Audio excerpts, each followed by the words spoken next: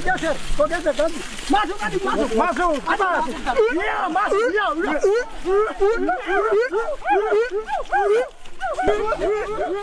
Kayu besi rawa sepanjang 17 meter ini disiapkan untuk membuat salib. Melihat panjangnya, timbul pertanyaan, siapakah yang akan disalib? Siapapun itu, pasti sesuatu yang lebih besar dari mereka. Tapi Frankie Woro, Casimilus Awe, dan warga suku Auyu di Papua Selatan ini tak akan melukai siapapun.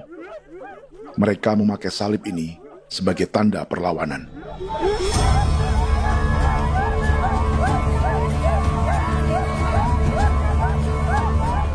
Yang mereka lawan memang lebih besar, yaitu pemerintah Republik Indonesia. Pemerintah sedang mengincar 2,5 juta hektar hutan orang Papua untuk proyek tanaman industri pangan dan energi.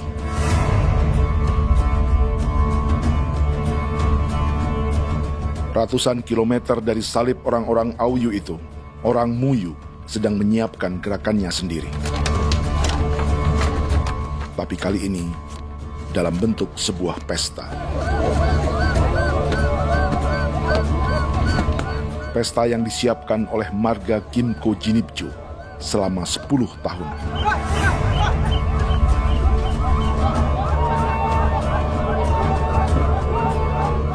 Sosok di marga ini adalah Willem Kimco, orang asli Papua yang tak punya kartu identitas kewarganegaraan manapun.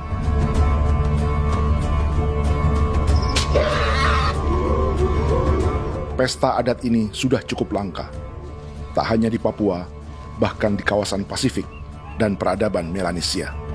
Awalnya bayarnya kalau bukan. Intinya hati aku teker bipnuka, aku teker bipnuka. Dan jitana ya kati ko beren baran dipko. Kami mengambil ini kok kuning. Ada gagasan dan gerakan sosial di balik pesta orang-orang Muyu ini. Sama dengan gerakan salib merah yang dimulai orang-orang Auyu. Salib ini akan menjadi yang terbesar dari 1.800 salib merah yang telah ditancapkan berbagai suku di Papua Selatan dalam 10 tahun terakhir. Ribuan salib merah yang dipadukan dengan palang adat adalah tanda larangan yang menyatukan unsur-unsur adat dan agama. Kami percaya bahwa kalau memang kami sudah tidak mampu untuk menyelesaikan persoalan ini, dalam hal ini perusahaan tidak bisa masuk, berarti kami minta bantuan kepada nenek moyang dan Tuhan. Atribut perang orang Auyu ini diukir atau dilukis, digambar di batang salib ini dengan tujuan bahwa kami larang dengan sangat keras. Jadi apabila siapapun, baik dari antara kita sendiri yang melanggar batas ataupun pihak lain yang mau mengganggu keselamatan hak tanah adat kami, maka kami siap untuk melakukan ancaman perang. Salib-salib ini tidak ditancapkan di halaman-halaman gereja, melainkan di tanah dan hutan adat, di dusun-dusun sagu, dan di tempat-tempat yang disakralkan. Sebab 1.800 palang adat dan salib ini memang bukan semata tentang agama, tapi untuk mencegah negara dan perusahaan memasuki tanah dan hutan adat mereka. Papua bukan Auyu.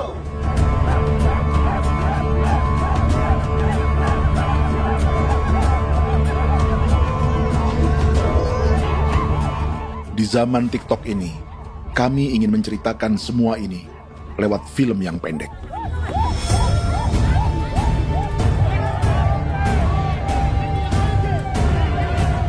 Tapi kami jelas gagal.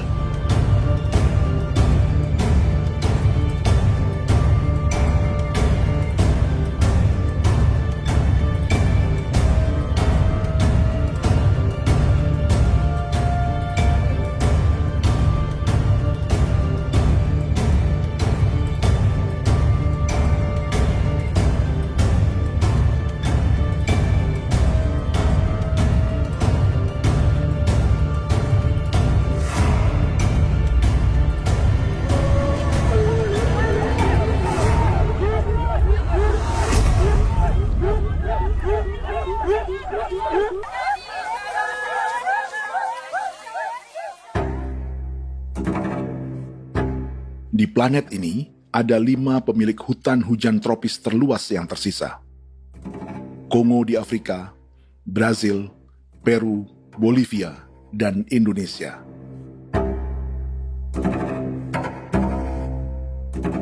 Di Indonesia, satu-satunya pulau yang hutannya masih terjaga adalah Papua, pulau terbesar kedua di dunia setelah Greenland. Lewat sejarah kolonialisme yang panjang, pulau ini kini dikuasai 2 negara.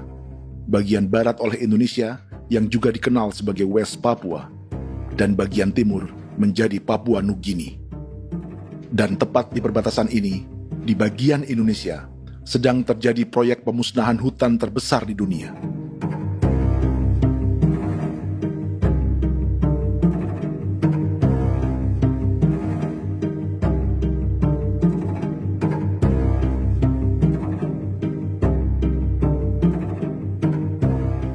Pemerintah Indonesia sedang membuka lebih dari 2,5 juta hektar hutan untuk sawit, tebu, padi, dan peternakan. Ini disebut proyek strategis nasional untuk lumbung pangan dan energi yang jadi ambisi 3 presiden. Bagian terbesar direncanakan untuk mencetak sawah seluas 1,3 juta hektar. Lalu bagian lain akan ditanami tebu seluas 560.000 hektar untuk gula dan bioetanol. Setiap liter bensin di Indonesia akan dicampur bioetanol 10% atau E10. Ada 10 perusahaan di proyek ini, dan semuanya dimiliki oleh 1 keluarga saja. Berikutnya, ada areal sawit seluas 400.000 hektar untuk biodiesel. Targetnya mencampur 50% solar dengan minyak sawit atau B50. Dan terakhir, pemerintah akan membuka peternakan seluas 380.000 hektar. Jadi, apa yang salah dengan proyek pangan dan energi ini? 5 orang Papua dalam film ini akan menjawabnya.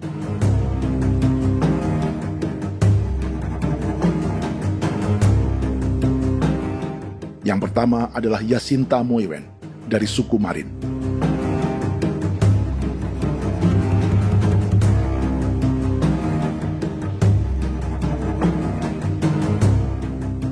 Yasinta dan warga di distrik Ilwayap di Merauke sudah menjadi korban. Hutan dan rawa sebagai sumber pangan dan ekonominya telah dihancurkan. Jalan sepanjang 135 km sedang dibuat, dan di kiri kanannya akan dicetak 1 juta hektar sawah.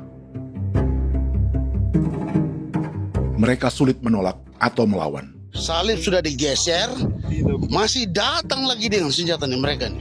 Karena proyek ini juga dijaga tentara. Macam-macam senjatanya.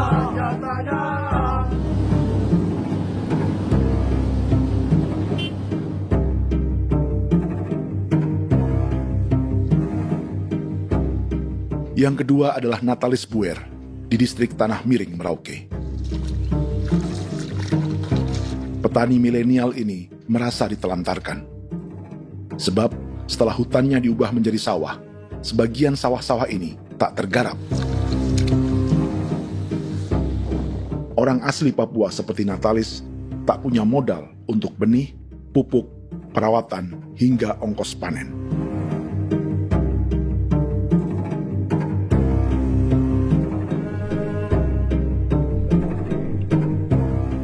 Orang ketiga adalah Vincent Kuipalo dari suku Yenan di distrik Jagebob, Merauke. Vincent dan suku Ye sedang menjadi korban. Hutan adat orang-orang Ye sedang dihancurkan untuk perkebunan tebu dan bioetanol.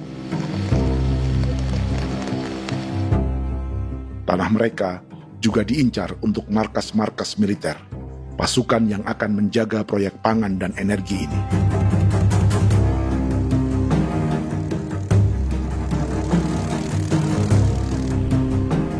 Yang keempat adalah Frankie Woro dari suku Auyu di distrik Fofi, Kabupaten Bovendigul. Hutan dan tanah mereka terancam perluasan perkebunan sawit untuk campuran biodiesel atau B50. Orang-orang dari suku Auyu ini adalah calon korban. Merekalah salah satu pelopor gerakan Palang Adat dan Salib Merah. Meski kadang berseberangan dengan gereja yang mereka anggap lebih mendukung pemerintah dan perusahaan. Mereka bahkan sedang merencanakan gerakan yang lebih besar, dengan salib yang lebih besar. Tanah milik Somu Sobisiba itu bahwa tanah ini diciptakan oleh Tuhan dan memberikan warisan kepada kami. Kami ini hanya hak jaga.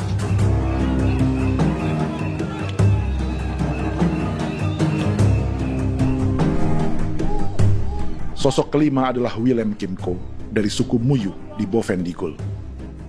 Tokoh adat dari Muyu ini hidup di garis belakang proyek negara, sehingga belum menjadi korban. Tapi mereka sedang bersiap menghadapi segala kemungkinan. Tinggal di belantara dan perbatasan membuat sebagian mereka tak punya status kewarganegaraan. Tapi mereka telah hidup jauh sebelum ada Indonesia atau Papua Nugini.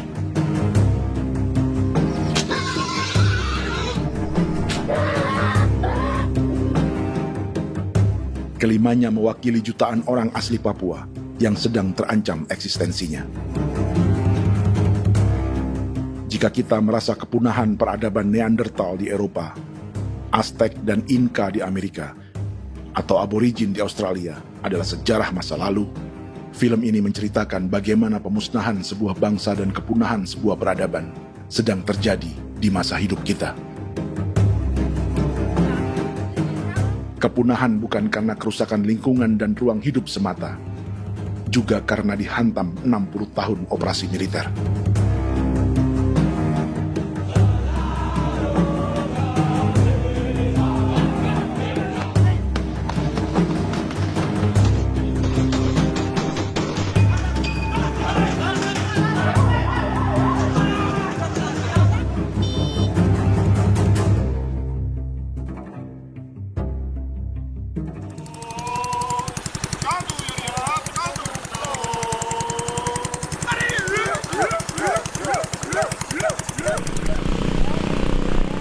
Frankie Woro dan orang-orang Auyu sedang berburu.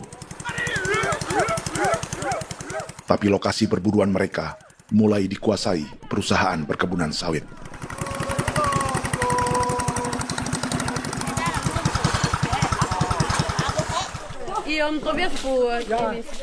Kita akan menuju arah ke Inabusu. Di sana kami akan masuk di wilayah konsesi perusahaan PT Indo Asiana Lestari, dan di situ ya ada survei-survei mereka yang mereka pernah lakukan, tapi juga kami ada lakukan tanda-tanda saksi di sana.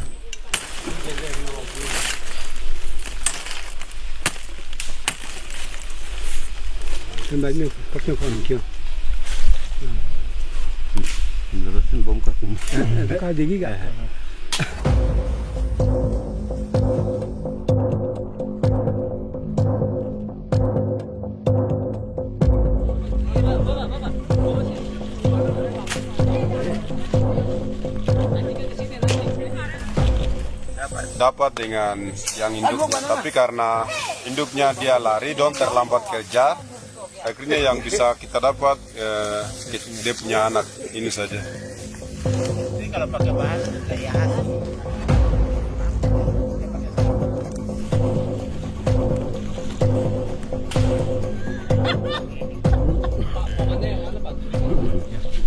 Pohon ini pohon bitanggur, dia punya kayu ini kita biasa gunakan untuk kerja perahu, dan juga kulit depu getanya itu kita pakai untuk kerja ini, panah-panah ini lem, jadikan lem ini, panah-panah.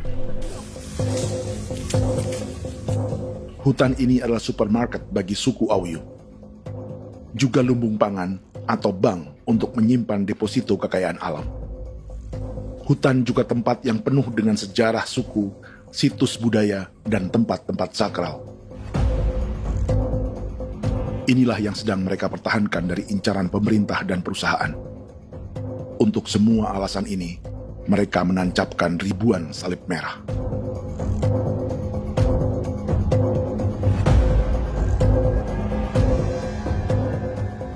Tapi dari kampung, warga suku Auyu memberi kabar pada Frankie tentang intimidasi oleh aparat negara agar mereka melepas tanah ke perusahaan sawit dan berhenti memasang palang adat dan salib merah. Ada beberapa titik yang saya sudah siap, tetapi di sini emergensi dari saya, terutama di kampung Sokanggon, PT Damai Timber. Dia mengganggu saya dengan menggunakan kekerasan maupun pihak hukum. Dan kemarin saya ada pernyataan penolakan secara resmi, tapi masih tetap dengan menggunakan pihak hukum untuk masuk, untuk harus dituntut saya untuk harus diterima perusahaan itu. Kita di situ ada 15 marga, tetapi 15 marga juga tidak setuju. Marga-marga siapa yang terima dan marga-marga mana saja yang menolak. Nanti kita lihat dari pertimbangan itu, dan di situ dan kita undang mereka untuk bicara dengan kami. Sebagai sosok yang aktif dalam gerakan, warga Auyu terus memberi informasi lapangan kepada Frankie yang tak selalu berada di kampungnya. Izin pernyataan yang mereka paksa saya untuk tanda tangan itu, tapi sementara saya tidak tanda tangan. Data semua ada di tangan saya. Ya. Baik, kalau gitu itu lebih bagus karena tanda tangan itu yang berbahaya. Iya. Tanda tangan itu yang lebih berbahaya karena sekarang ini modern dan canggih, dan itu yang mereka biasa pakai untuk tipu muslihat. Mereka biasa pakai itu di tanda tangan itu. Betul. Dari Bambisa juga di Sofia dia masuk untuk memaksakan kami marga untuk harus menerima perusahaan itu. Tapi kemarin kami sudah menolak. Babisa di sini nama bosku. Itu yang sekarang strategi militer yang sekarang mereka pakai. Jadi yang penting masyarakat itu yang benar-benar mau menolak siap dukung ketua marga siapa yang nanti tampil.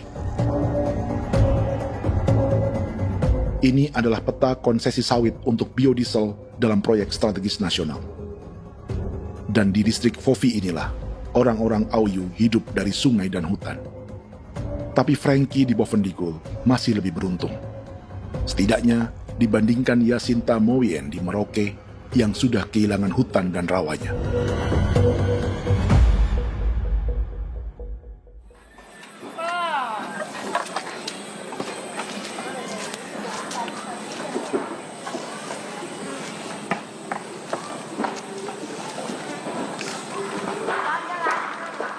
Yasinta dari suku Marin adalah petani sayur di kampung Wanam, distrik Ilwayap, Merauke.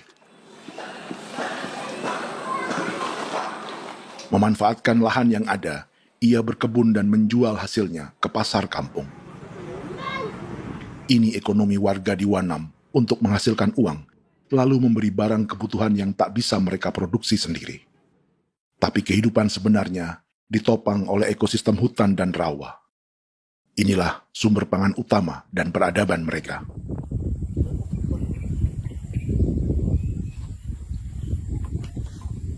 Namun ketenangan ini diusik ketika tiba-tiba pada Mei 2024, di Pelabuhan Wanam datang ratusan alat berat untuk proyek pangan dan energi pemerintah.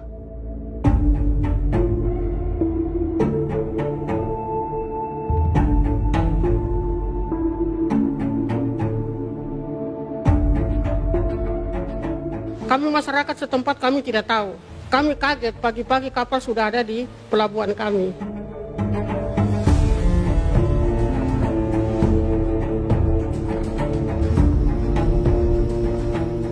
Yasinta Mowien atau Enrika Gebze dan warga lainnya tak pernah diajak bicara atau dimintai pendapat. Seakan-akan Papua adalah tanah kosong. Kita suka kaget yang dong bawa turun alat berat dong bawa turun, kita kaget masyarakat. Dorang subongkar itu kayu-kayu.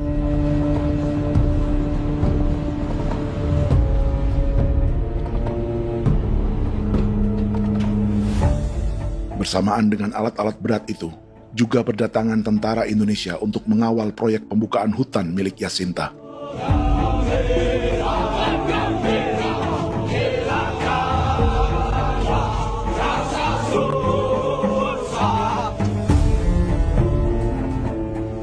Ribu alat berat didatangkan dari Cina ke Papua oleh perusahaan bernama John Lin Group sebagai kontraktor pemerintah.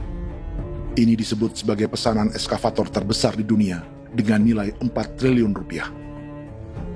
Misinya membuka hutan dan rawa milik orang Marin, salah satunya untuk membangun jalan sepanjang 135 km. Sementara di kiri kanannya akan dicetak sawah yang ditargetkan seluas 1,3 juta hektar. Jalan berupa garis lurus ini bukan rute tradisional ekonomi masyarakat. Jalan ini akan menghubungkan kawasan perkebunan sawit dan tebu di sebelah timur, juga untuk mobilisasi pasukan militer. John Lin Group adalah perusahaan yang dimiliki Andi Samsudin Arsyad atau yang dikenal dengan Haji Isam. Sebagian orang mengenalnya sebagai pengusaha yang hobi balapan mobil.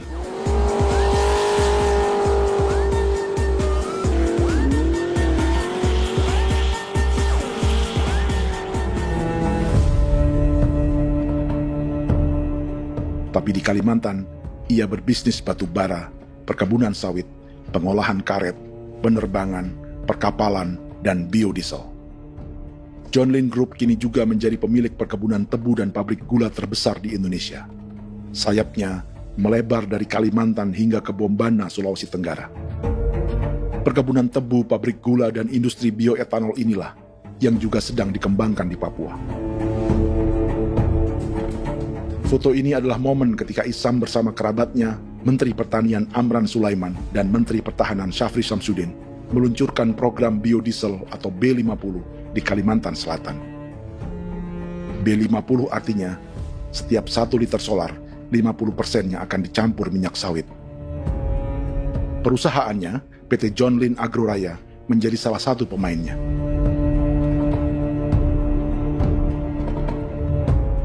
Sepanjang tahun 2025, saham PT John Lin Agroraya pernah naik hingga 700%.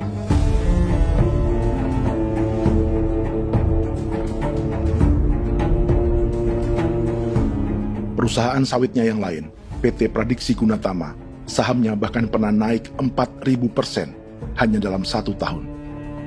Dari harga saham ini saja, nilai kekayaan keluarga Isam diperkirakan mencapai 100 triliun rupiah lebih, menjadikannya salah satu keluarga terkaya di Indonesia dan salah satu pemain penting industri bioenergi. Dan di Papua Selatan inilah sebagian sawit-sawit untuk mendukung program B50 akan ditanam. Inilah tanah orang-orang Wambon, Muyu, Marin, Yei, atau Auyu seperti Frankie Ward.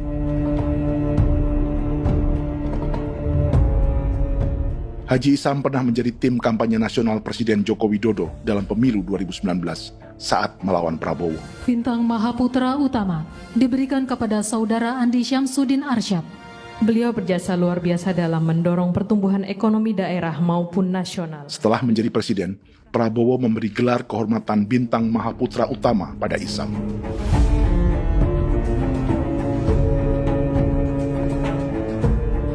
Sejumlah menteri Prabowo, juga kerabat dan orang-orang yang pernah bekerja di perusahaan Isam.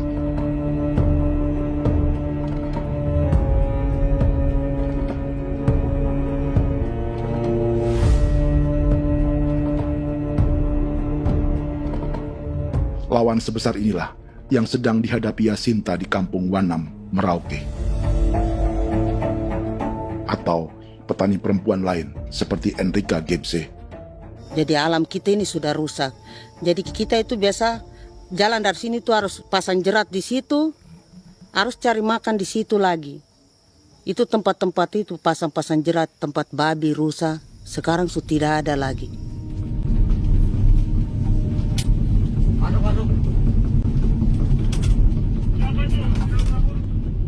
Rekaman ini memberi gambaran bagaimana Kasuari kehilangan rumah di bekas hutan dan rawa yang telah dibabat.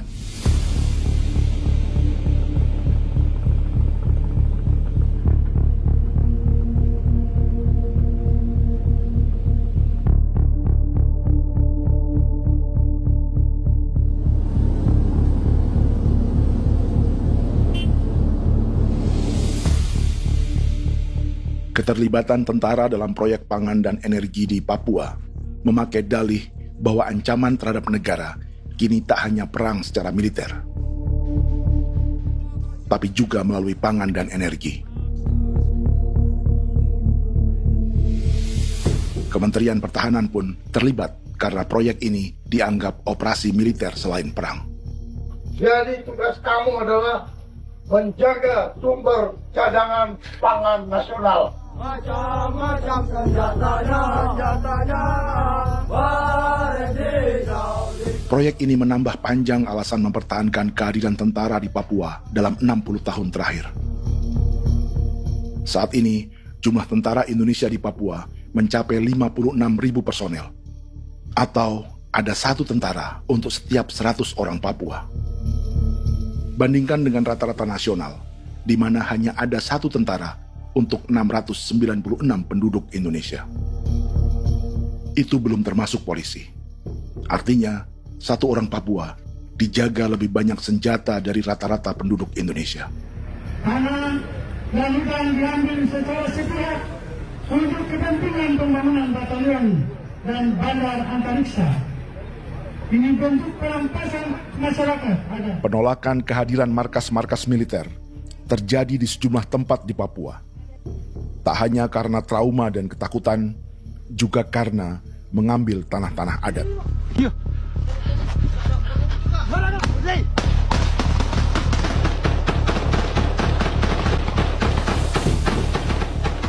Salah satu alasan mengapa militer terus ditambah di Papua, karena masih ada perlawanan dari Organisasi Papua Merdeka atau OPM selama 50 tahun terakhir.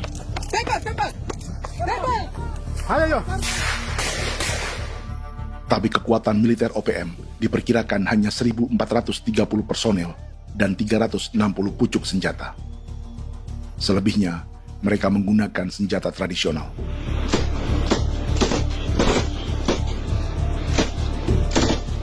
Dengan demikian, kekuatan tentara dan polisi di Papua 58 kali lebih besar dari gerilyawan Organisasi Papua Merdeka.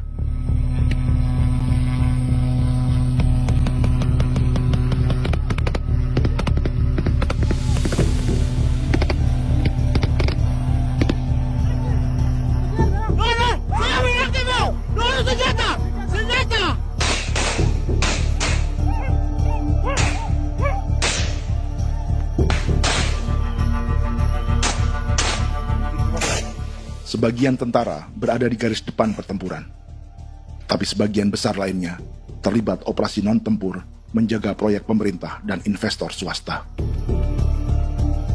Seperti Batalion Infanteri Teritorial Pembangunan di distrik Jagebob, Merauke ini. Lokasinya bersebelahan dengan konsesi lahan tebu untuk gula dan bioetanol milik PT Murni Nusantara Mandiri. Baik perusahaan maupun markas militer, keduanya mengambil hutan milik suku Ye dari marga Kuipalo. Tapi dorong datang, tanam ini saja di sini, tanam papa nama ini. Victor Kuipalo menunjukkan apa yang terjadi. Jadi kita juga kaget ini. Nah, kalau ini papa nama ini memang, ini papa nama ditanam tapi bukan haknya mereka yang ini. Ini hak kami di sini, hak dusun kami, marga Kuipalo yang punya hak dusun ini. Setelah memasang patok, alat berat mulai bekerja untuk membangun markas militer di tanah orang Ye.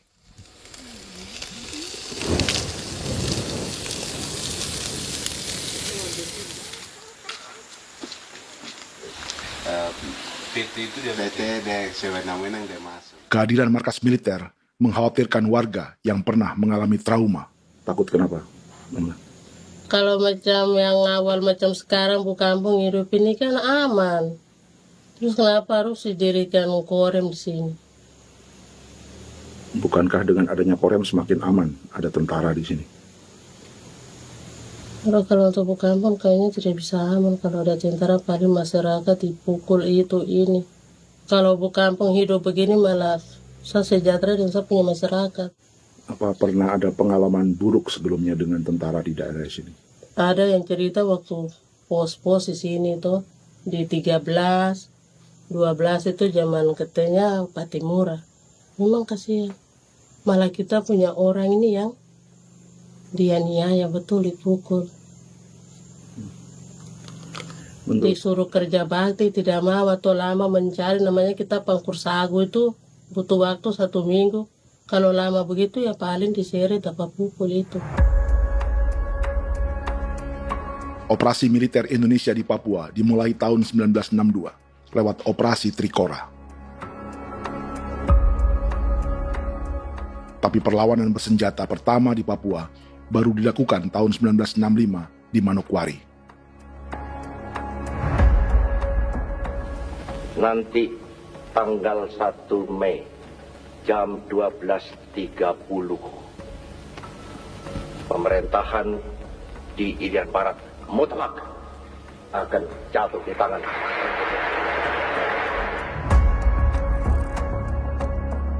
Sejak itu, selama 60 tahun, operasi militer untuk menaklukkan Papua terus dilakukan. Salah satu operasi militer paling berdarah adalah Operasi Wibawa untuk memenangkan Indonesia dalam jajak pendapat tahun 1969. 643 orang tewas di Paniai. Lalu disusul 4.146 korban tewas antara tahun 1977 hingga 1978.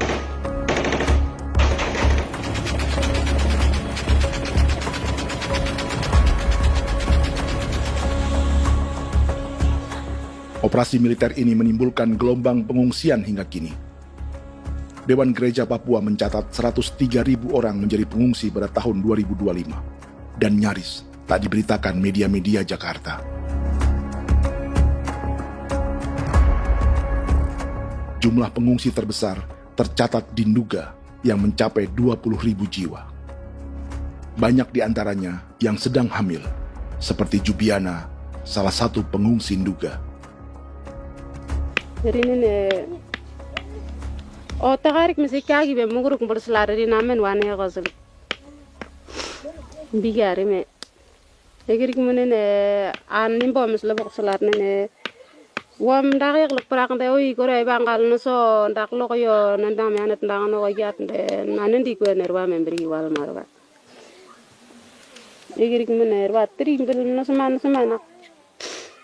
o ngal siak ya ber kumbik nyak masala orena me wo gosuluk ri namen wani go semane kuman nak wani wani ndemo golok ndak misri namen bre golok wanak no semana ne nebe minute waru ra kana abi nindige war de mino pragit de laina bulan Maret April yana mana kantan barang na lire na bamne. Jubiana lalu menamai anaknya pengungsi Kogoya. Selain Jubiana, juga ada Emma dari Maibrat yang melahirkan di hutan. Sampai di kampung gini, katanya bilang ada tentara yang bangun jembatan. Saya capek itu juga pun masih tahan. Kembali lagi ke hutan lagi. Seperti itu sampai saya jatuh di tengah jalan. Orang sampai terbanting di kayu semuanya. Berasa sakit begitu. Melengkapnya tuh Domika Serli, pengungsi Wako. Masyarakat sipil dari Kampung Aitrem sementara mengungsi karena kampungnya sementara dikuasai oleh TNI Polri. Seratusan ribu pengungsi di Papua saat ini jauh melampaui jumlah yang mengungsi ke Papua Nugini tahun 1984, yaitu 10.000 orang karena menghindari operasi militer.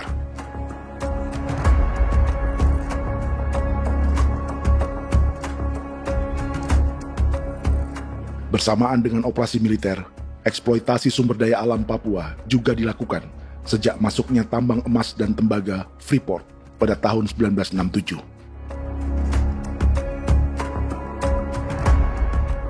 Disusul perkebunan sawit awal tahun 1980-an. Lalu ada perburuan buaya untuk diambil kulitnya. Sebelumnya, ada eksploitasi gas alam di Teluk Bintuni, pencarian besar-besaran kayu gaharu, atau pembukaan hutan tanaman industri. Ini belum termasuk perburuan dan perdagangan ikan arwana di selatan Papua, penebangan kayu merbau dari hutan-hutan Jayapura, emas di Blok Wabu Intan Jaya, bahkan nikel di pulau-pulau kecil Raja Ampat.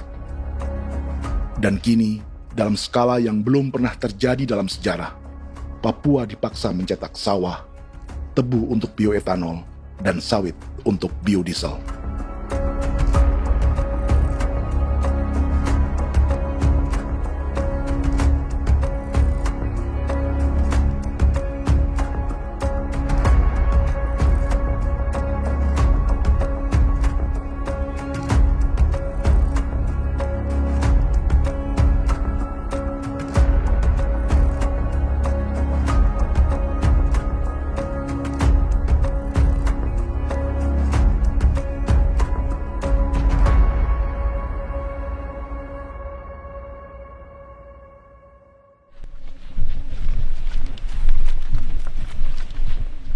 Inilah yang sedang menimpa keluarga Vincent dan Victor Kuipalo di Merauke. Hutan mereka diambil untuk markas militer dan industri perkebunan, PT Murni Nusantara Mandiri. 1 dari 10 perusahaan yang diberi konsesi untuk menanam tebu dan memproduksi gula serta bioetanol seluas 52.000 hektar.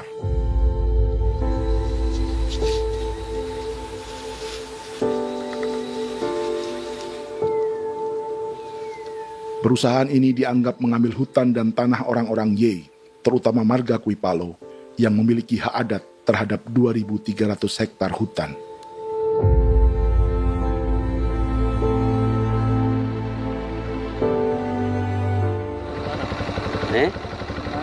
Tentara? Tentara. Oh iya, tentara.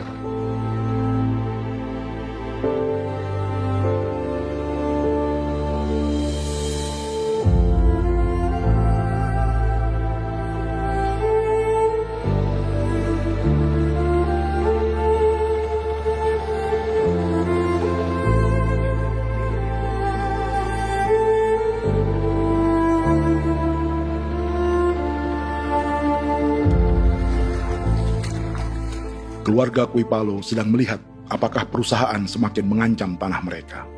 Dan kekhawatiran itu terbukti. Iya, makanya tadi saya bilang ini dari sini saja dekat ini sudah masuk di dalam ujung lapang ini. Ini hutan, yang ini hutan yang dorong ada bongkar sekarang ini. Ini sudah punya alat tuh dekat ini. Dekat sekali ini. Ini di ini sini. Nacau, kelapa itu yang jalan lama, jalan setapak ini. Dari udara, terlihat alat-alat berat semakin mendekati tanah orang-orang Ye, marga Kuipalo.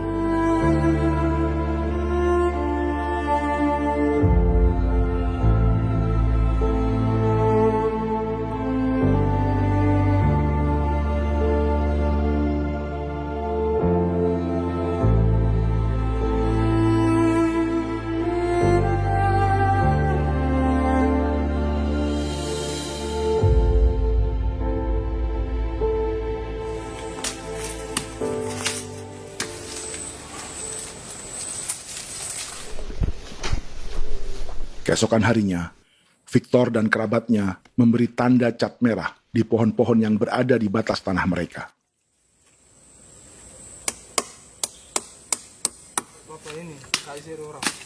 Tapi tanda peringatan adat ini tak diindahkan perusahaan.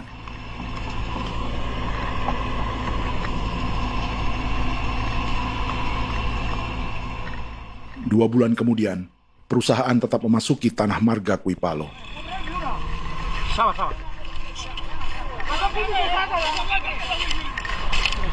Kami manusia, kau lihat. Tapi tidak sakit hati sekali saya kasih tahu adik. Ini sama baik ini kalau tinggal berubah lagi tangan, kami juga punya tangan.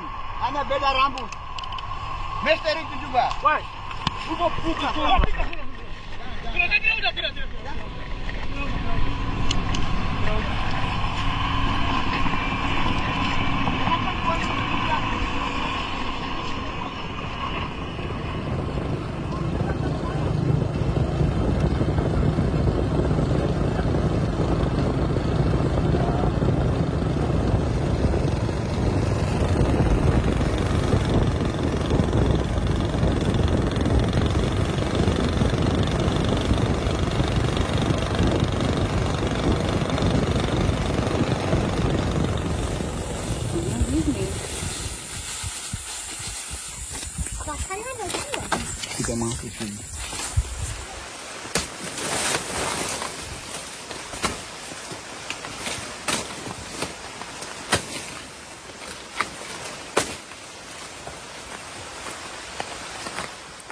Jadi ya untuk itu seperti saya katakan tadi, apakah lebih baik kita tidak usah ada kah atau bagaimana, kita pisahkan, pisahkan dari negara ini kah? Jangankan tuh, saya kemarin bicara sama Daniel, datang sama saya dengan persoalan Kodam ini.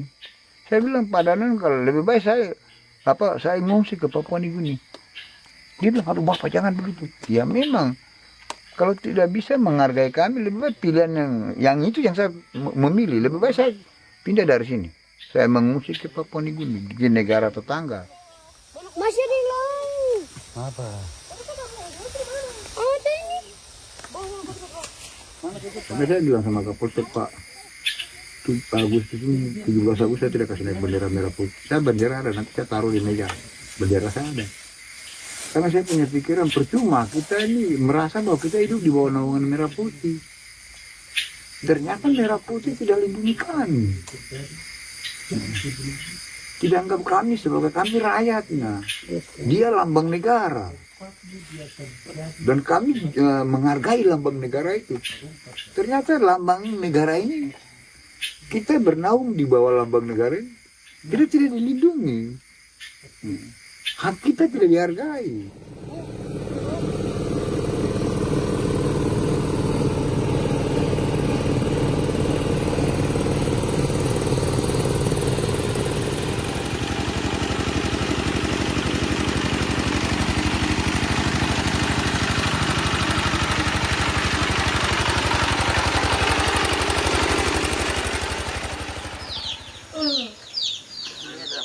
Marga Kuipalo dari suku Ye terus mendapat teror dan intimidasi agar melepas tanah mereka yang hanya dihargai Rp300.000 per hektar.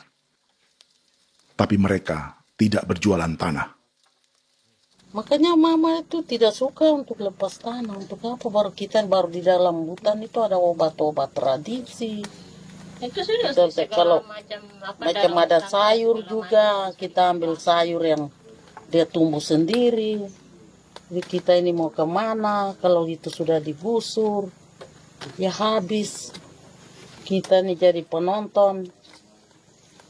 Jangan sampai kita ini duduk minta di jalan. Jadi kita tidak mau seperti itu. Makanya tanah itu kita tidak melepas. Tapi mungkin orang lain tuh dia senang saja. Lebih baik saya pegang uang merah dulu. Saya bisa beli-beli itu ini. Nanti datang uang sudah habis, gembel, mau cari kemana lagi, hutan sudah habis, mau makan ikan di mana, kali sudah hancur. Seperti Yasinta di Wanam, suara dan gerakan kaum perempuan Papua sangat nyaring dan tak bisa diabaikan. Saya sebagai perempuan tolak untuk perusahaan masuk di sini. Karena kalau saya terima anak-anak saya mau dikemanakan, mau tinggal di mana. Apapun yang terjadi saya tetap tolak.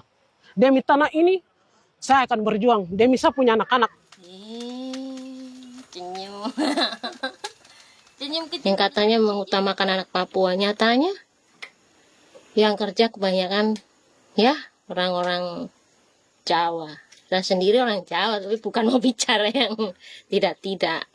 Memang kenyataannya seperti orang-orang Papua itu diterbelakangkan, kurang diutamakan, gitu.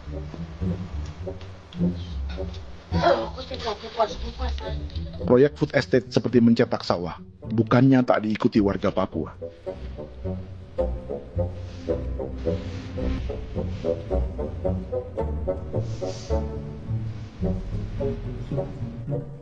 Salah satunya Natalis Buer di distrik Tanah Miring, Merauke.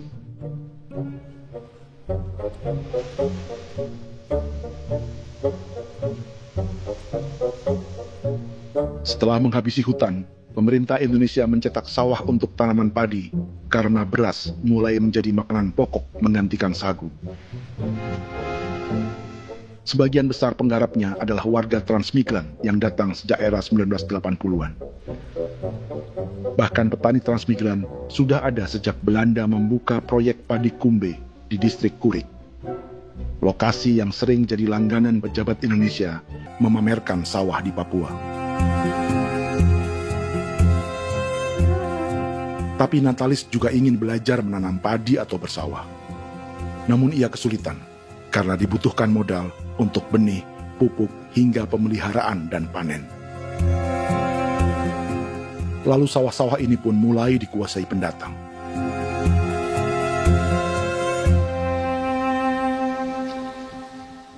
Tapi sejauh ini di kampung kami ini yang saya lihat memang ada kelompok kami punya di sini yang sudah tergabung dalam Gapoktan, kemudian masuk dalam optimalisasi lahan. Tapi menurut saya anak asli yang punya lahan di sini. Mereka tidak punya.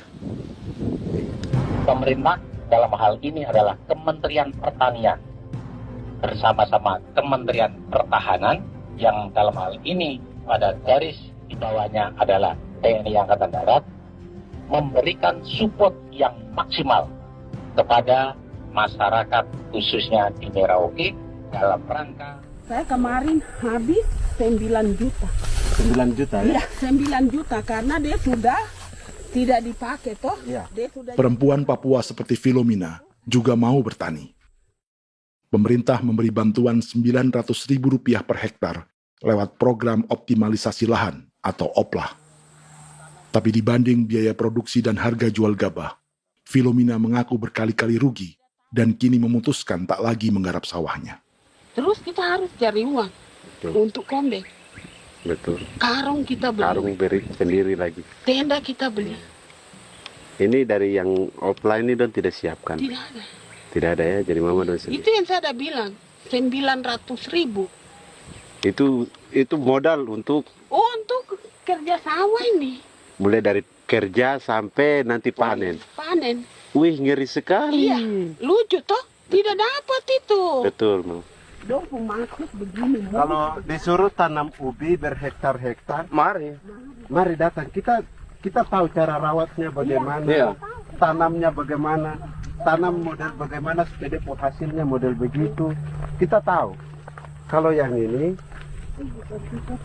kan kita baru belajar. Sebagian hutan milik warga Senayu di Merauke sudah dibuka untuk sawah dan kebun tebu oleh PT Global Papua Abadi. Proyek pertanian ini dikerjakan oleh Kodim Merauke. Mereka melepas sebagian tanah karena ingin belajar bertani. Saya punya nenek moyang tidak ajar saya tanam padi. Tapi saya mau berubah. Generasi saya yang berikut ini besok lusa tidak bisa makan pisang, sagu. Ada apa? Namun program optimalisasi lahan yang dijanjikan dengan berbagai bantuan tak dirasakan Filomena. Obat rumput beli, obat padi beli, jonder kita bayar, bahkan bibit masih kurang, cari bibit lagi beli. Jadi saya memang kalau program pemerintah saya sama sekali saya tidak suka. Baku tipu saya.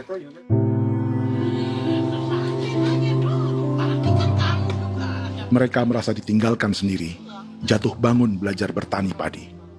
Sementara sumber pangan dan air yang semula mudah didapat, kini telah berganti sawah dan kebun tebu. Dulu kita masih bisa jalan, nanti masak di kali, pakai air kali. Minum pakai air kali. Sekarang, kok mau masak? Tidak ada air. Air sudah susu, mau minum tidak bisa. Sudah dengan obat. Don semprot tebu itu saja drone. Drone yang semprot. Saya lihat di itu. Jadi kita bukan drone yang terbang di atas untuk disemprot. Dong lempar pupuk di bawah ya dia mengalir ke kali. Mengalir ke kali, ke rawa-rawa.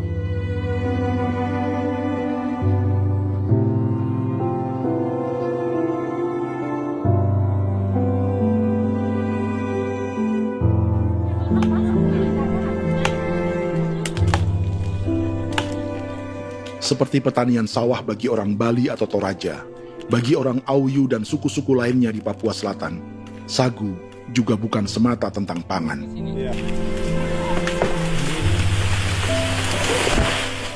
Bagi orang Auyu dan Marin, sagu adalah kerabat, sosok orang tua, sosok nenek moyang yang harus dijaga dan dilindungi. Lagi bikin apa mama ini mama? Pakai tokok itu sagu.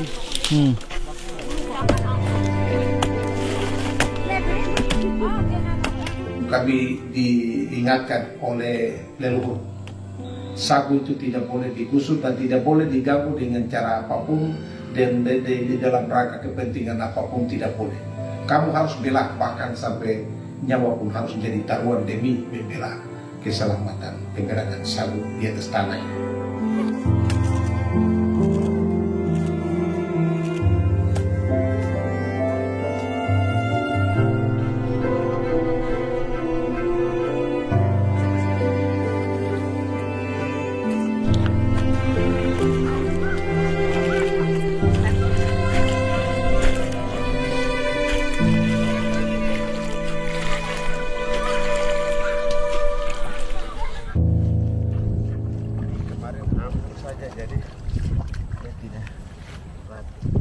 Menurut Natalis, pemerintah di Jakarta mendefinisikan lumbung pangan semata urusan beras dan mencetak sawah. Sebenarnya orang Papua itu bukan tidak bisa bertani. Kami tanam ubi itu bagian dari pertanian. Nah, pertanian yang dimaksud oleh pemerintah itu harusnya selalu itu kalau bisa pemerintah harus spesifikkan pertanian apa yang dimaksud, pertanian tanam padi atau pertanian tanam ubi, petasan dan lain-lain. Ini yang harus dispesifikkan dulu. Begitu, sehingga tidak menjustifikasi kami orang asli Marin bahwa kami tidak bisa bertani. Bukan. Kami buka kebun besar-besar di sana, bahkan bermeter-meter, ratus-ratus meter pakai sekop, bukan pakai eksavator, tapi ini pakai skop. Itu pertanian, begitu. Bagi Natalis, alih-alih memaksimalkan sawah-sawah yang sudah ada untuk petani Papua, pemerintah selalu membuka hutan baru, seperti dikerjakan perusahaan John Lynn Group dan melibatkan tentara. Padahal, sejarah keterlibatan militer dalam proyek food estate atau cetak sawah adalah sejarah kegagalan yang bertubi-tubi 4 presiden selama 30 tahun terakhir.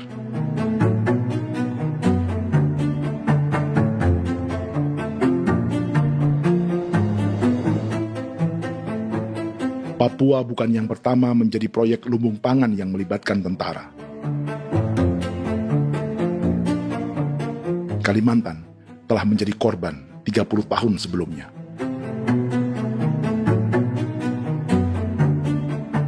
Ini adalah bekas hutan yang sudah dibuka di Pulang Pisau, Kalimantan Tengah. Tahun 1996, di era Presiden Jenderal Soeharto, ia menghabisi 1 juta hutan di lahan gambut untuk mencetak sawah demi memenuhi ambisi swasembada beras, bukan swasembada pangan. Hutan tropis Kalimantan dihabisi dalam skala yang belum pernah terjadi dalam sejarah. Di bawah rezim militeristik, tak ada yang berani melawan keinginan Soeharto, termasuk orang Dayak seperti Kuneng. Nggak bisa jalangi itu. Nggak boleh jalangi. Ya kalau ada kata-kata aja menghalangi, sudah kita diseret ke kepolisian dulu. Atau bisa langsung di PKI-kan. Iya, di PKI-kan gitulah. Jadi kita tuh nggak berani apa-apa dulu tuh. Apa maunya aja. Misal bilangnya A. Setahun setelah pengundulan hutan skala besar itu, tahun 1997, untuk pertama kalinya Kalimantan mengalami kebakaran lahan dan kabut asap terbesar dalam sejarah.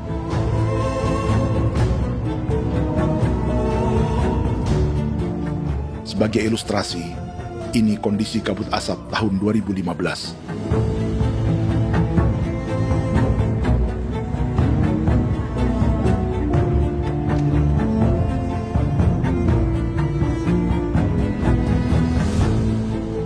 Proyek 1 juta hektar sawah Jenderal Soeharto itu gagal. Bendungan dan saluran irigasi mangkrak hingga kini. Mei 1998, rezim Soeharto tumbang, 2 tahun setelah ia menumbangkan jutaan hektar pohon di Kalimantan. Setiap tahun, lokasi ini menyumbang kebakaran dan kabut asap yang merugikan jutaan orang. Sawah yang berhasil di Kalimantan justru bukan sawah yang dibangun Jenderal Soeharto, melainkan yang dirintis para transmigran sejak era 1980-an. Sawah-sawah inilah yang ikut digarap oleh militer di era Presiden Joko Widodo. Dan hasil dari proyek food estate Presiden Jokowi itu sama sekali jong nih, nggak ada harapan lagi sudah seperti ini. Tapi Jokowi terus memperluas area food estate hingga 16.000 hektar. Presiden Jokowi juga menyerahkan urusan lumbung pangan ini kepada Prabowo yang saat itu menjadi Menteri Pertahanan. Salah satunya di Kabupaten Gunung Mas, Kalimantan Tengah, untuk membuka perkebunan singkong seluas 31.000 hektar. Food Estate Singkong Jenderal Prabowo ini dimulai dengan membuka 600 hektar hutan di Tawai Baru. Proyek singkong untuk bioetanol ini pun dijaga tentara. Dan seperti Jenderal Soeharto, proyek Jenderal Prabowo ini pun gagal.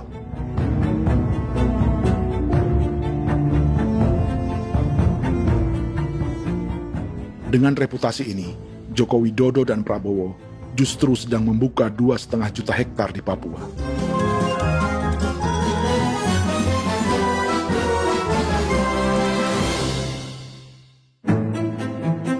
Setelah Jenderal Soeharto, Presiden Jenderal Susilo Bambang Yudhoyono juga mencoba membuka food estate di Papua sejak tahun 2010. Namanya Merauke Integrated Food and Energy Estate atau MIFE.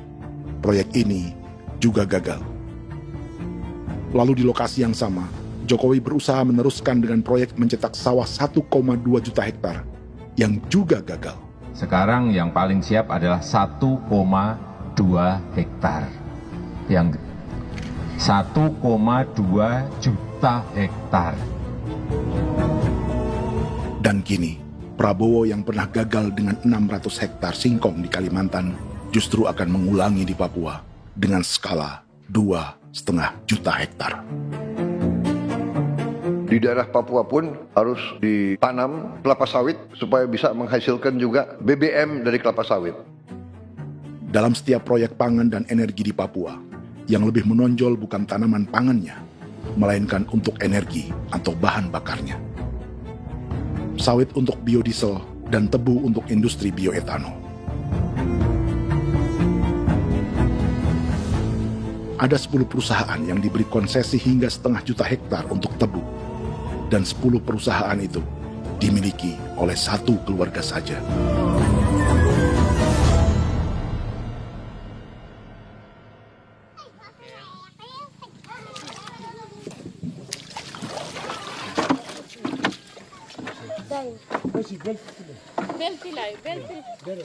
Para perempuan Auyu di Bovendigul akan berangkat memancing. Priska Beni membantu menyiapkan perahu.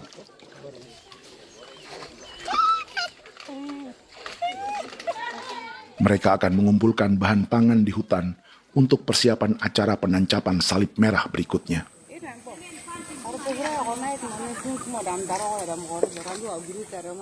Priska sudah mengambil posisi memancing.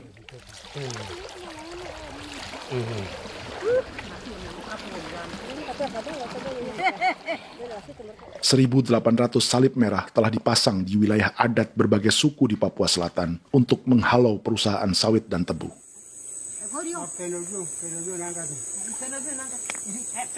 Maria Tebung yang paling muda datang membawa hasil. 2 ekor ikan gastor alias gabus toraja. Sebagai generasi Z, pendidikannya sampai sekolah dasar. Di perusahaan perkebunan seperti sawit atau tebu, ijazah SD hanya bisa menjadi buruh kasar. Tapi ia tak tertarik. Karena kita hidup itu dari alam, kita pancing, juga di darat, bawa anjing, terus bikin pagar sagu, dapat babi, bawa baru kita makan. Jadi kita tidak mau perusahaan masuk. Sementara Priska Beni masih mencari peruntungan. Tapi baginya, menjadi nelayan di Sungai Fofi masih lebih baik daripada bekerja 9 tahun di perkebunan sawit. Sudah pengalaman, jadi kita tidak mau lagi. Sudah berapa lama ketika kerja itu? Selama di sana. 9 tahun di sana. 9 tahun? Saya baru pulang dari perusahaan. Selama 9 tahun kerja di sawit, bisa punya rumah kah? Atau Tidak. motor kah? Tidak. Johnson kah? Tidak. Cuma makan saja. Pendapatan juga kan tidak lebih. Habis dimakan.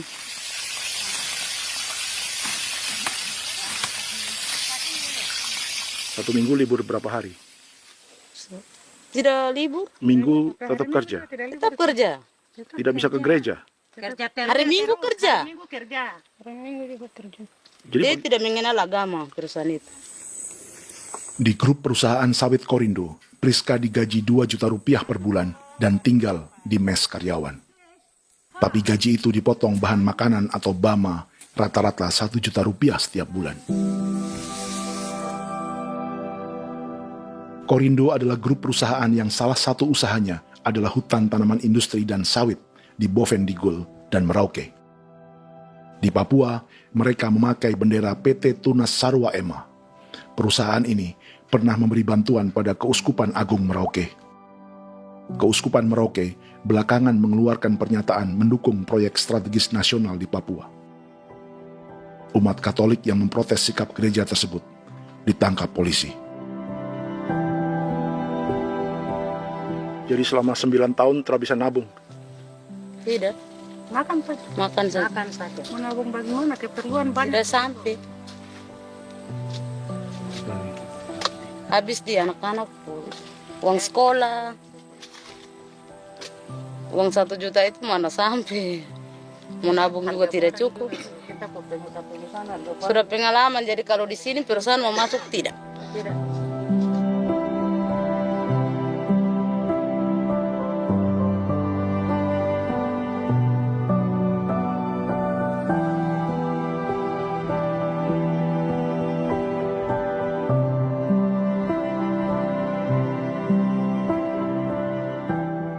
Dan menu makan siang seperti ini agaknya sulit bagi buruh sawit atau tebu yang digaji 2 juta rupiah per bulan. Generasi Z seperti Maria Tebung atau generasi milenial seperti Priska Beni punya matematika ekonominya sendiri. Sawit untuk biodiesel atau tebu untuk bioetanol tak akan ada bedanya bagi mereka.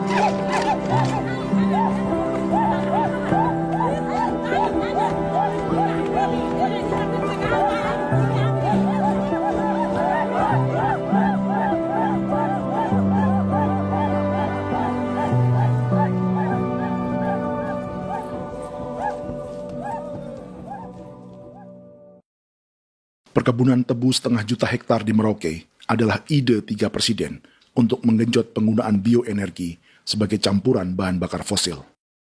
Selain swasembada pangan, swasembada energi di daerah Papua pun harus ditanam kelapa sawit supaya bisa menghasilkan juga BBM dari kelapa sawit.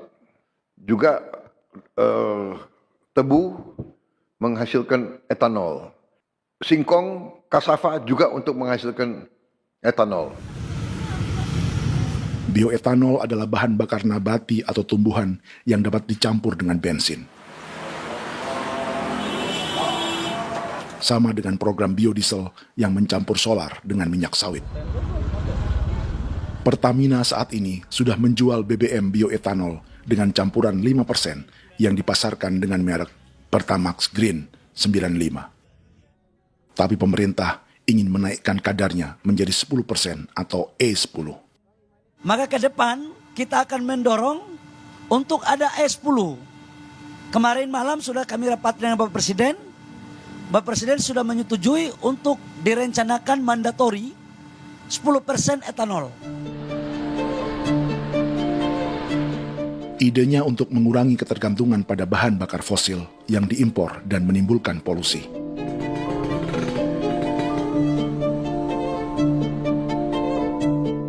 Tapi bioetanol bukannya tak mengorbankan lingkungan, hutan, rawa, dan manusia.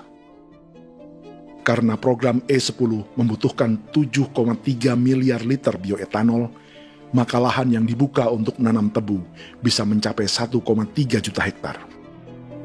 Sementara saat ini, luas perkebunan tebu di Indonesia hanya 500 sampai 600 ribu hektar. Artinya, butuh lahan baru hingga 800 ribu hektar untuk menanam tebu. Dan 500 ribu hektar diantaranya sedang dibuka di Papua. Hutan yang tadinya untuk menumbuhkan pangan berubah jadi tanaman untuk bahan bakar di jalanan. Kecepatan pulihnya hutan beradu dengan jumlah dan kecepatan kendaraan di jalanan.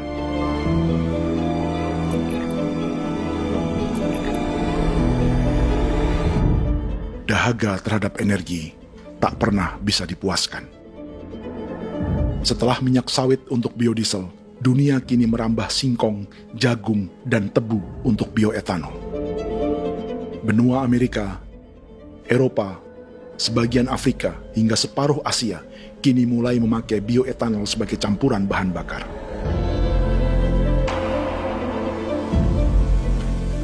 Selain perebutan lahan, masa depan dunia juga dibayangi semakin mahalnya harga pangan karena persaingan antara perut manusia dengan tangki kendaraan. Ini adalah lokasi perkebunan tebu dan bioetanol PT Murni Nusantara Mandiri yang mengancam tanah Vincent Quipalo dan orang-orang Ye di Merauke. Beberapa kilometer di selatan adalah PT Global Papua Abadi yang mengancam tanah orang-orang Muyu dan Marin. Dua perusahaan ini adalah bagian dari 10 perusahaan yang mendapat konsesi lahan untuk tebu dan bioetanol di Merauke. Batas konsesi mereka bahkan sama dengan batas negara Indonesia dengan Papua Nugini. Salah satu ciri bahwa peta konsesi ini dibuat di Jakarta dari atas meja. Sama seperti kolonial Inggris dan Belanda ketika mereka membagi Pulau Papua dengan garis lurus pada abad 19. Seakan Papua adalah tanah kosong. Bedanya, meski peta konsesi ini mengatur batas 10 perusahaan, tapi perusahaan-perusahaan ini sebenarnya dimiliki oleh satu keluarga saja. Ini nama 9 dari 10 perusahaan tebu dan bioetanol di Merauke, Papua. 99% saham mereka dimiliki sebuah perusahaan bernama PT Merauke Nusantara Manis. Sementara 1% sisanya dimiliki PT Merauke Gula Mandiri. Tapi saham kedua perusahaan ini dimiliki PT Merauke Sugar Group. Dan perusahaan ini 90% sahamnya dimiliki pengusaha bernama Angelia Bonaventure Sudirman, serta perusahaan bernama Zico Trust dan Resource Harvest.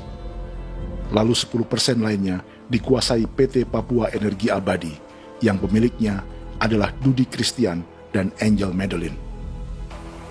Sekarang, mari kita lihat siapa mereka. Angelia Sudirman adalah keponakan dari salah satu konglomerat sawit Indonesia, Martias Fangiono. 9 perusahaan di Papua ini berada di bawah bendera Merauke Sugar Group. Dan Merauke Sugar Group hanya satu dari 7 grup perusahaan milik keluarga Fangiono.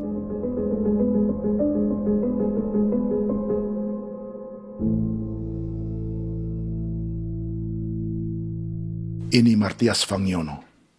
Seperti Haji Isam, Martias selama ini dikenal sebagai pengusaha sawit yang kini merambah bisnis tebu dan bioetanol.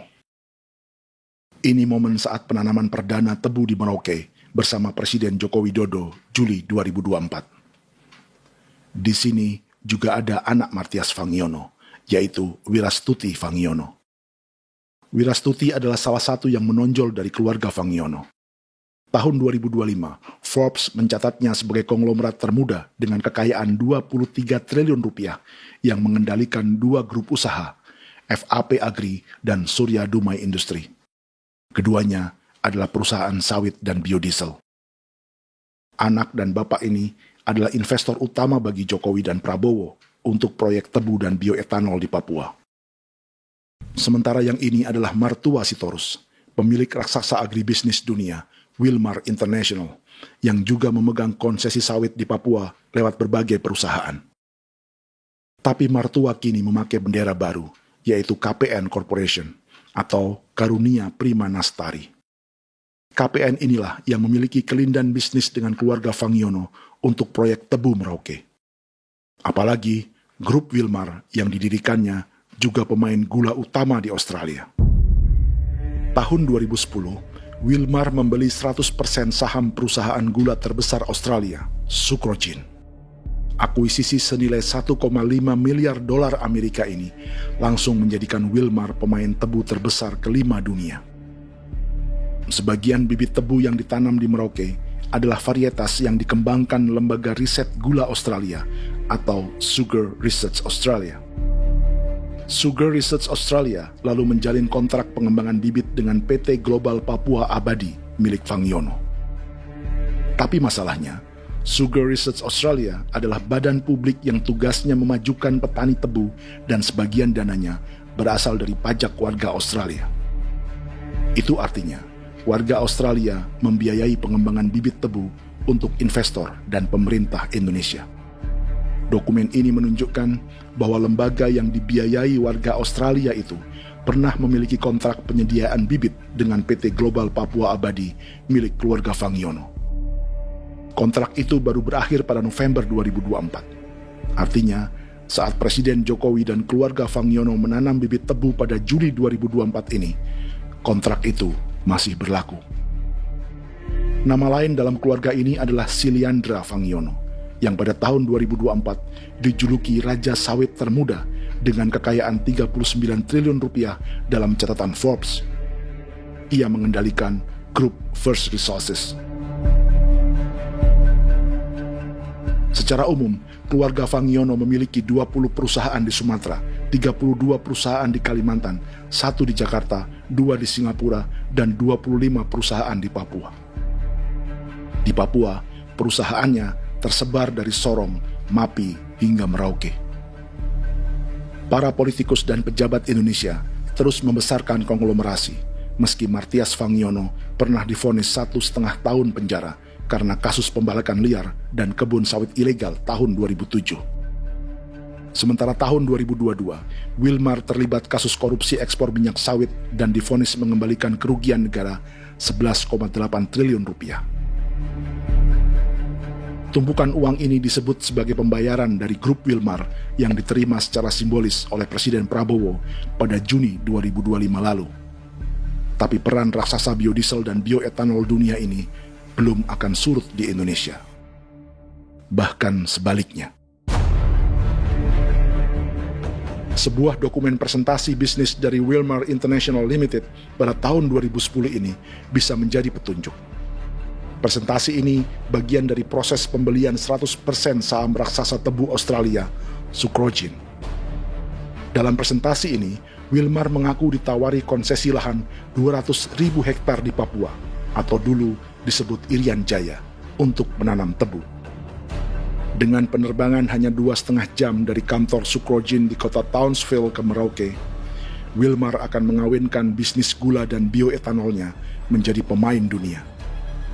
Dan lokasi yang diincar oleh Wilmar adalah distrik Ilwayap di Merauke, kampung halaman Yasinta Moiwen. Dan persis disinilah, 14 tahun kemudian, ribuan eskavator John Lynn Group milik Haji Isam mulai membuka hutan sebagai kontraktor pemerintah. Presentasi dan gagasan ini dibuat oleh Wilmar pada Juli tahun 2010. Sebulan kemudian, Agustus 2010, pemerintah Presiden Susilo Bambang Yudhoyono meluncurkan proyek Lumbung Pangan dan Energi Merauke atau Merauke Integrated Food and Energy Estate. Targetnya membuka lahan 1 juta hektar dalam 5 klaster yang masing-masing 200.000 hektar. Angka yang sama dengan presentasi Wilmar. 5 tahun kemudian, 2015, giliran Presiden Joko Widodo yang mau melanjutkan proyek pangan dan energi 1,2 juta hektar. Menjelang pensiun sebagai presiden, Jokowi kembali menggencarkan proyek ini dan melibatkan Prabowo sebagai Menteri Pertahanan. Jokowi lalu mendukung Prabowo sebagai presiden berpasangan dengan anaknya, Gibran Rakabuming Raka sebagai wakil presiden. Kini, setelah menjadi presiden, giliran Prabowo yang melanjutkan proyek bioetanol dan biodiesel dengan memobilisasi militer dan melibatkan pejabat-pejabat yang juga para elit partai koalisinya.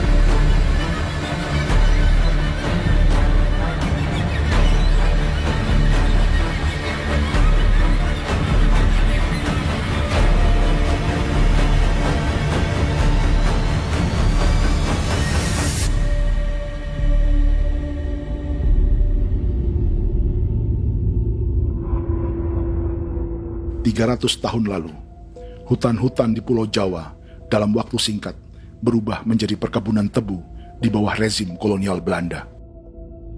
Orang Jawa menjadi buruh dan petaninya dipaksa menanam tebu. Dari kolonialisme dan politik tanam paksa itu, Belanda memperkaya negara dan para investornya. Tak puas membuka hutan untuk perkebunan di Jawa dan Sumatera, kolonial Belanda menanam tebu hingga di Suriname dan mengerahkan ribuan orang Jawa sebagai buruh pada tahun 1890. Inggris yang sudah menguasai negara seluas India dan Papua Nugini pun masih menanam tebu jauh di tengah Samudra Pasifik, di tanah orang-orang Fiji. Lalu memindahkan puluhan ribu orang India menjadi buruh di sana. 200 tahun sebelumnya, ratusan ribu orang Afrika bahkan diperbudak untuk bekerja di perkebunan-perkebunan tebu Spanyol dari selatan Eropa hingga Karibia, Kuba, atau Jamaika. Jika dulu tebu menjadi gula atau emas putih, kini cerita kolonialisme tebu berlanjut di Papua untuk bahan bakar nabati atau bioetanol. Dan seperti semua cerita tentang kolonialisme, akan ada yang berpesta dan ada yang membayar. Dalam setiap cerita pesta kolonialisme, baik di Jawa, Karibia, atau di Papua, selalu melibatkan para elit lokal, dari pejabat, perwira, hingga agamawan. Tapi dalam setiap kolonialisme, juga selalu ada cerita tentang mereka yang mempertahankan diri dan melawan.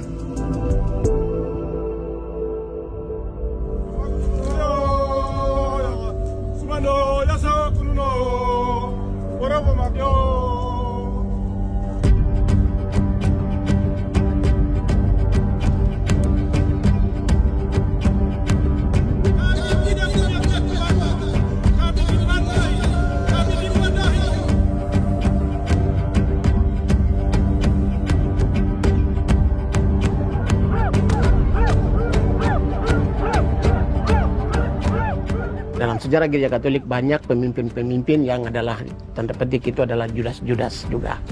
Jadi itu sudah pasti karena itu adalah manusia.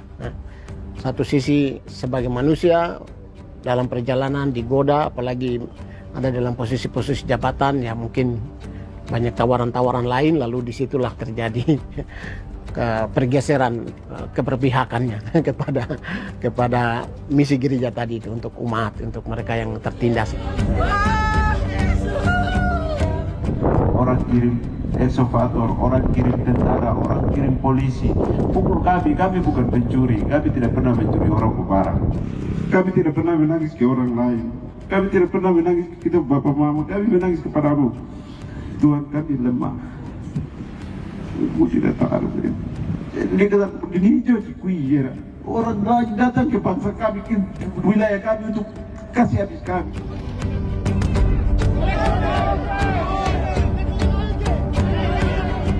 Kimam Dehi, Ya Kimam Dehi, Bono Ya Hadikul Dehi, Bono Ya Hadikul Dehi.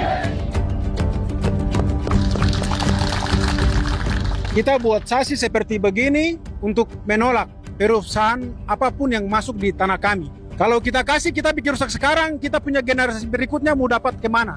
Jadi kita nyatakan sikap di sore hari ini, kami tolak. Apa yang dilakukan pemerintah untuk PSN adalah kejahatan. Pemerintah bagian dari kejahatan, aktor perusak dan pembunuh terhadap negara, terhadap alam, hutan, terhadap manusia. Jadi negara jadi aktor pembunuh. Jadi Pilatusnya siapa? Negara, pemerintah Jakarta ini. Tanah Wiu bukan kosong. Masyarakat adat kami siapa? Perusahaan tolak. Lihat asal.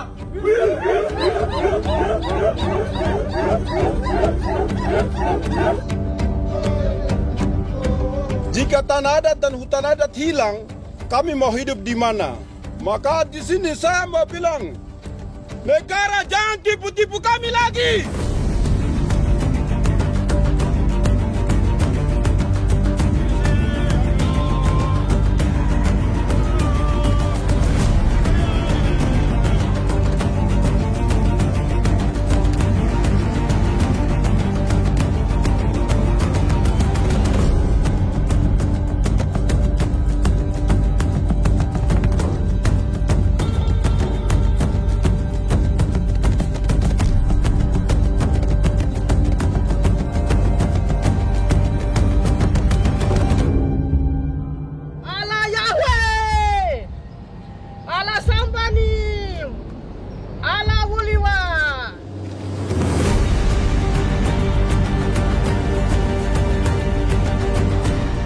Kalau kami dianggap orang Papua itu bagian daripada Republik ini, tolong hargai kami.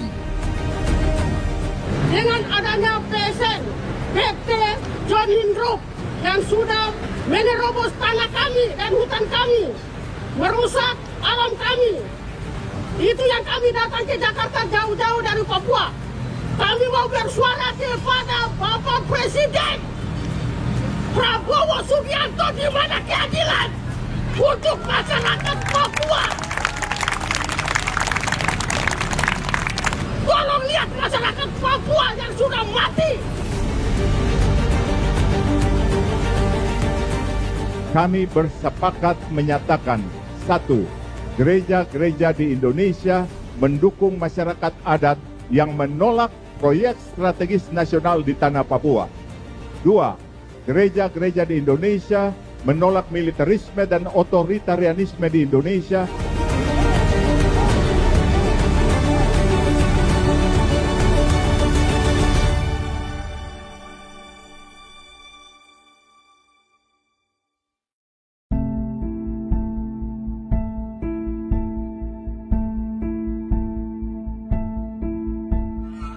Kita sering merasa banyak hal buruk sudah jadi cerita sejarah. Dan kita sekarang hidup lebih baik, lebih beradab, atau mustahil melakukan kejahatan seperti di masa lalu. Kita tidak lagi menghukum mati orang dengan memenggal kepalanya. Kita menembaknya atau menyuntik racun agar tertidur dan mati. Tapi ada hal-hal yang tak berubah. Salah satu pembantaian yang kuat di ingatan kita adalah kejahatan Nazi atau genosida di Rwanda. Padahal pembantaian juga sedang terjadi di masa kita, seperti di Gaza, Palestina. Penghancuran sebuah peradaban seperti Indian di Amerika atau aborigin di Australia juga kita anggap masa lalu. Sekarang kita merasa lebih baik dan lebih toleran. Padahal proses penghancuran bahkan pemusnahan yang sama sedang terjadi terhadap bangsa Melanesia di Papua. Begitu juga dengan praktik kolonialisme. Kita merasa penjajahan seperti dilakukan Portugis, Inggris, atau Belanda sudah menjadi sejarah. Dan Indonesia tidak mungkin menjajah. Padahal itulah yang sedang terjadi dan dirasakan di Papua.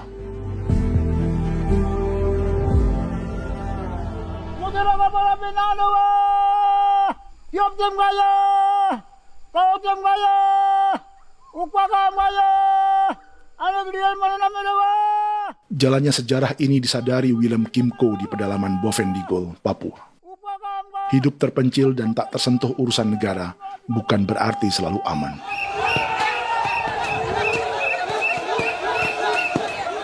Untuk sampai di tempat ini, orang-orang Muyu menempuh 2 hari berjalan kaki mengarungi hutan, lembah, dan sungai.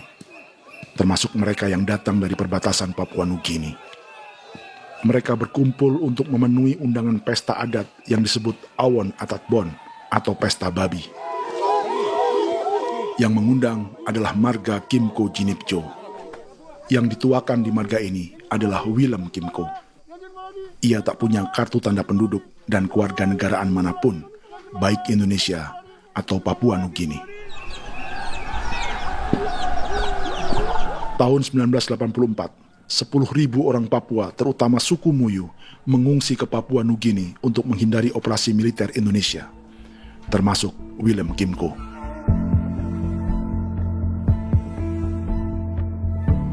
Apa yang membuat pesta adat ini istimewa?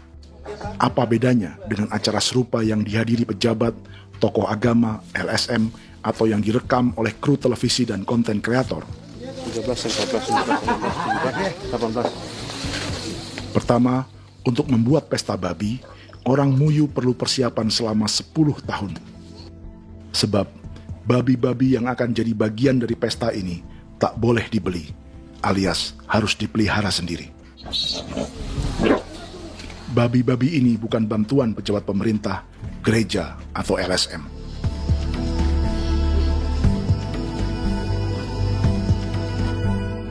Yang kedua, babi-babi ini tidak dipelihara di kandang. Jadi punya nama babi ini kah? Harimau. Harimau? Harimau. Dia kulit dengan ini bulu di harimau, macam harimau begitu yang kasih nama harimau. Setelah diberi nama, mereka dilepas liarkan di hutan sejak kecil. 10 tahun kemudian, jika tiba saatnya pesta, para pemburu akan mencari mereka di dalam 479 hektar hutan milik marga Kimco. Suku atau marga lain tak akan mencurinya di hutan, karena mereka sudah punya babi dan wilayah masing-masing. Itu artinya, mereka harus tetap menjaga dan mempertahankan hutannya, agar babi-babi bisa hidup. Demikian juga dengan lahan pangan mereka, yang menumbuhkan sagu, keladi, atau aneka sayuran.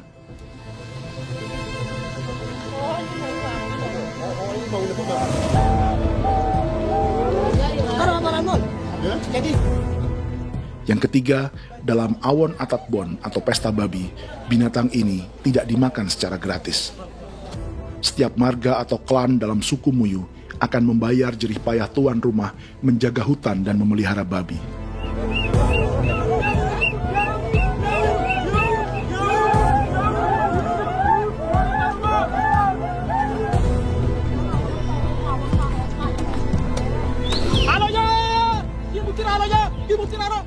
Ini seperti arisan untuk menjaga budaya dan lingkungan. Bagian dari budaya dan ekonomi timbal balik yang ditandai dengan siklus memberi dan menerima.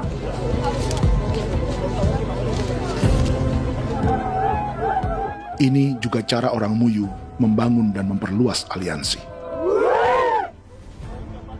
Awon bet begul bet, ulan yau kando bet, asat bet anani, asat bet jenek liga anani, oh, ando amten anani, menini tene jaga, kepo kemo ko di mana, kepo kemo mayat nih, kep tetek mo mayango, kep kanin bet wini ke iftore wen, ne tene ya kadek me, oke, kepo nanti kutu kemo, kepo kepasak kutu orangnya,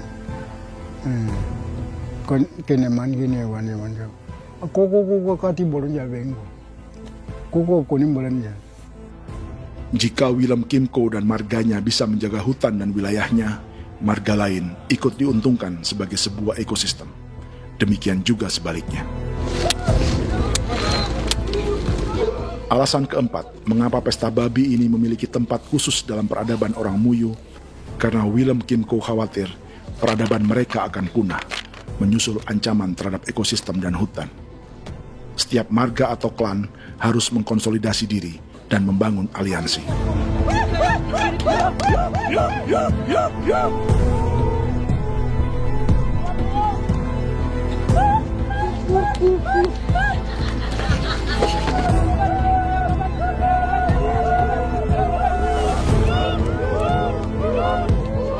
Kekhawatiran Willem dan orang-orang Muyu tak berlebihan.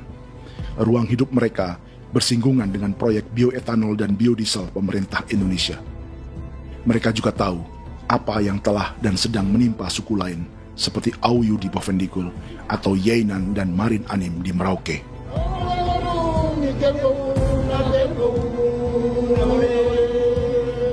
Jika suku-suku lain menggunakan palang adat dan salib merah sebagai gerakan perlawanan, orang-orang Muyu memakai pesta babi untuk mempersiapkan diri dan konsolidasi.